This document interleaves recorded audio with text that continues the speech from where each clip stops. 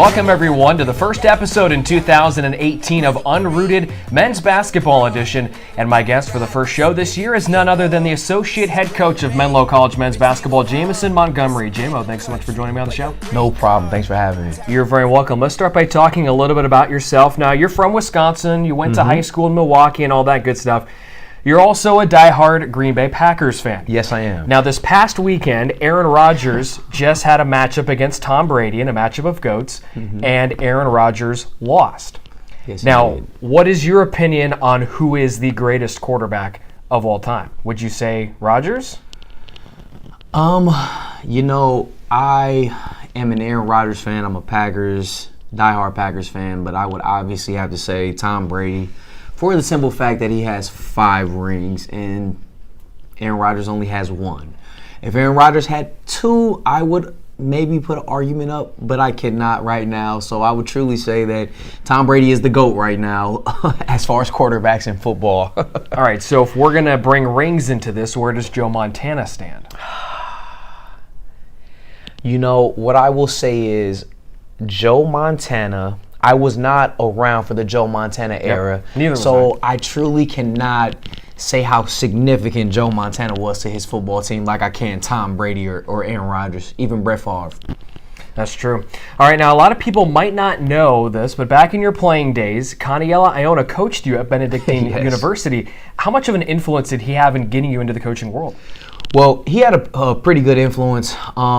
It was kind of something for me where I never wanted to leave the game of basketball. It was always something that was near and dear to me, whether it be playing or helping others and coaching and things like that. And Coach Iona did a great job of, once I told him what I wanted to do, helping me pursue those goals and helping me try to achieve those things by all means necessary.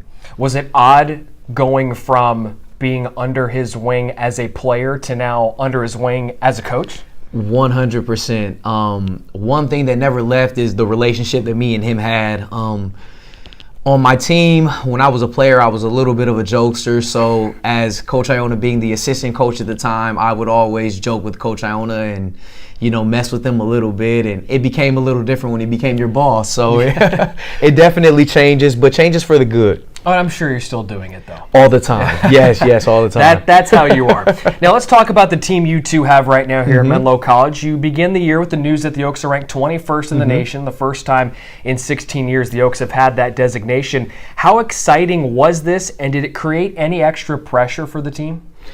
So it was very exciting for us, for the program, for Menlo College. Just a great time to be an Oak, as we would say, and it did create a little bit of pressure. We feel like we've done a great job of trying to neutralize that pressure, but it did put a little bit of pressure up because, in my opinion, those rankings are from how good we did last year from every single team, and you put that level of expectation on yourself this year, and it can become a little bit of a struggle if you think about that. But we have told our guys to just trust the process, and it's an everyday thing trying to get better. Now, these early season games are often used to work out some of the kinks that you have before conference play. What have you found early on in your first 3 games for areas to improve? Well, definitely, basketball is a game of runs, and you're gonna go on runs, and the other team's gonna go on a run. And so, it's not about going on that run; it's how you handle those situations and fighting through adversity. And so, what we've been able to do here in the past couple games, especially with the third game being the best for us, is being able to move on to the next play and fighting through adversity and becoming closer as a team. The Oaks were one of those bubble teams last year in terms of making the national tournament. You finished just outside the cusp. What are your thoughts on using that as fuel for this upcoming season? Well, it's definitely fuel for us. At the same time, we lost 4 great seniors last year, and we have a brand new team. We brought a lot of new freshmen in, so it's definitely an adjustment. We have a core group back of guys that have been here for at least a year or 2 years, but we have to just do a better job of continuing to keep them together and, us moving on to be the best that we can. Now, this week, the Oaks are in Southern California to take on 3 NCAA opponents. How are these types of games great barometer tests for the team? I know only one of the games are countable for you, and that being the Thursday game, but how are you going to use this as a measuring stick? Well, definitely, first off, all 3 teams will be really tough opponents, and this will be all of their first games. So it'll be a good test for us. You know, as far as both of the Division I games going against Cal Poly and Long Beach State, they're going to be very athletic, very talented, and also very skilled. Those are things that in our conference you'll see guys that are very skilled and athletic and talented like that. So it'll give us a little taste of, you know, how we'll feel to get into our conference play and everything. And, you know, hopefully we'll be able to get some W's on the way. Absolutely. All right, JMO, let's get into the final segment of the show. It's called Brownie Bites. I'm going to ask you 3 off-the-wall questions. Give me your best answers. Yes, yes. Question number 1. Which player would make the worst quarterback? On our team, the worst quarterback, it will probably have to be Henry Cornelius. And, you know, the arm strength would definitely be there, but the accuracy, I don't know about the accuracy, though. You know, I love Henry, but, yeah, he'd probably be the worst quarterback for us. I could bet that one of the best quarterbacks would probably be Jared Wall, simply because he looks like a quarterback. He looks like Andy Dalton for the Cincinnati Bengals. Yes, so yes. I could see him being one of the best. Yes, on the other he side would of that. be. All right, question number 2. Which player is most likely to slide down the home run slide at Miller Park, home of your Milwaukee Brewers? Yes, the Brewers, I love them. It would 100% have to be Jared Wall.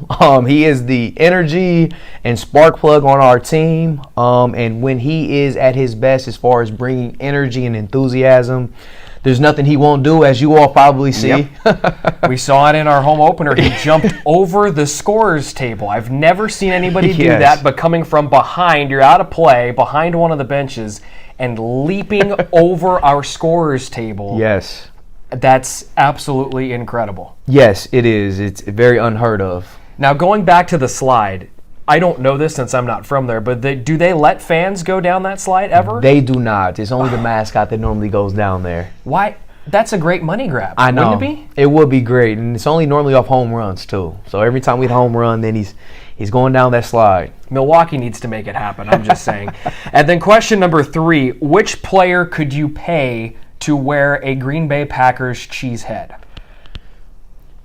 Najai LeBlanc. Najai, you know, this past weekend, we were at the Walls house hanging out, and he was asked to jump into the pool and gladly jumped into the pool. So I know 100% if I could pay someone to wear a cheese head, it would 100% be Najai LeBlanc. Just challenge him to anything and he's going to do it. He'll be up for the challenge. Oh, no.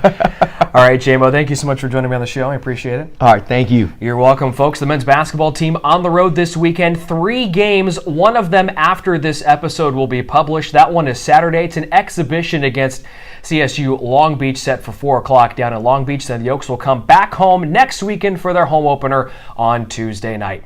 We invite you to tune into next week's episode of Unrooted Men's Basketball Edition, when Jamison Montgomery will select the first student-athlete to be interviewed by me, Brian Brownfield, right here on the show. Until then, we'll see you next week. Take care, everyone. Pull up in your town when you see me, you know everything. Green and yellow, green and yellow, green and yellow, green and yellow. I put it down, representing for my team. I'm in green and yellow, green and yellow.